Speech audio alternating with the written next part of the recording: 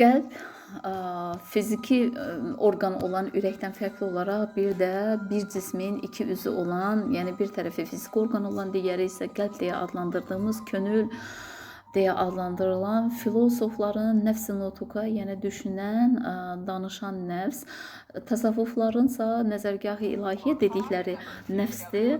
Daha sonra nəzərgahı ilahiyyə dediyi məkandır qəlb və bu qəlb əslində başqalarını dəyişərək deyil, öz daxilimizə doğru dərinləşməyə çalışdıqca bizə açılan çox gözəl bir mərhələlər var. İbn Arabi deyir ki, yaşadığımız sıxıntılar, imtahanlar qəlbin dərinliyində gizlənmiş zəiflikləri ortaya çıxardır və insan daxilinə doğru dərinləşməyə başladıqca, özünü mühasibə etməyə başladıqca o qorxularını kəşf etməyə başlayır və o qorxuları ilə üzləşdikcə əslində özünü təmizləməyə, qəlbini təmizləməyə başlayır.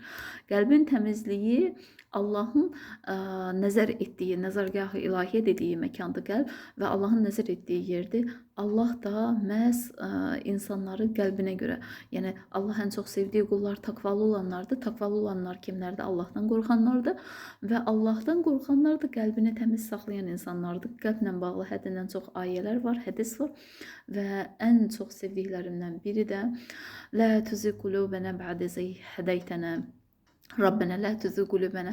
Yəni Rabbim hidayət verdikdən, qəlbimizə hidayət verdikdən sonra bizi yenidən sapıqlığa döndərmə. Ondan sonra ya muqallibəl qulub səbbət qulubana ala dinik. Ey qəlbləri evirib çevirən Rabbim, qəlbimi dinin üzrə sabit qıl deyir.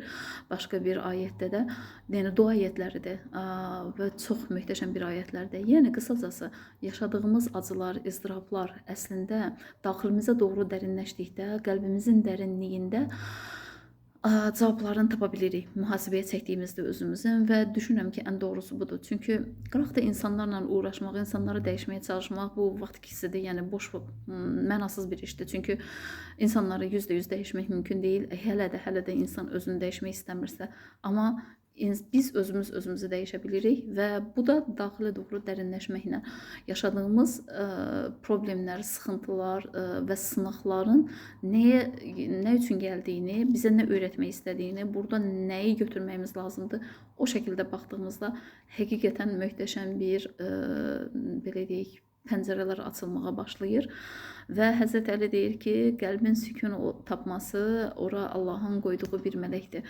və sükunat qəlbin təslim olduğu bir mərhələdir, ən çətin olan hissəsidir. Belə qəlbimizi təmiz saxlamağa çalışaq, cəhd edək.